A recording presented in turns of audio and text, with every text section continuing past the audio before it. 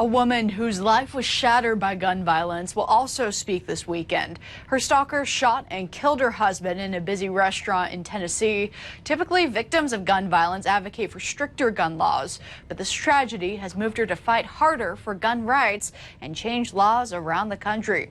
Here's WRTV's Marc Mullins. Nikki Goeser was so in love with her husband. He was just a very loving, thoughtful, happy-go-lucky person. Ben was always smiling, and I still miss him very, very much. It's been 14 years now.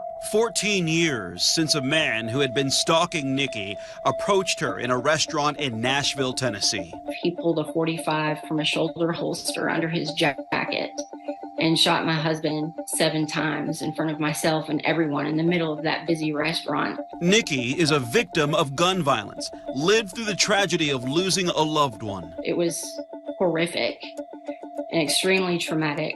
Despite that, she's focused on sharing her story and her reasons why she feels gun-free zones are a danger.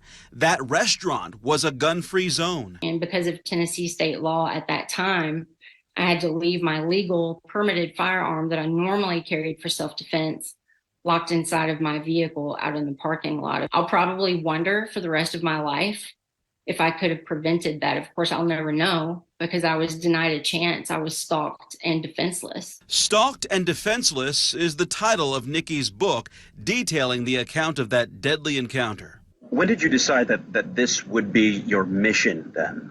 Almost immediately, I decided that I needed to speak out in support of the basic human right of self-defense. Now she's leading a workshop at the 2023 NRA convention in Indianapolis. Well, I will be speaking specifically on the dangers of gun-free zones and how they make good, law-abiding people completely helpless to go and try to stop these attacks.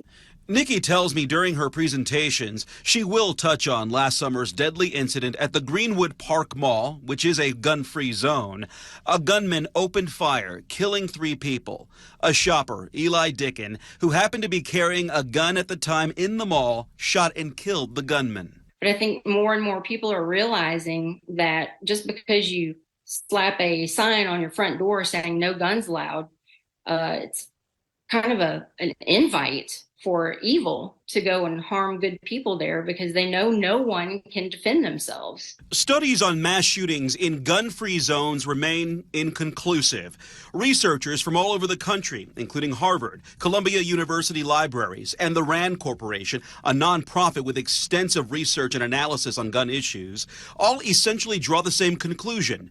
There is not enough studies done on gun-free zones to point to an increase or decrease in shootings in these designated areas. Still, Nikki is using her story to change laws in states around the country. In 2009, my husband, Ben, was shot 7 times and killed in front of me. She has testified before lawmakers in Tennessee and Ohio and was instrumental in the passage of the Tennessee restaurant carry law and the lifetime order of protection law, which removes the need for victims to routinely refile protective orders.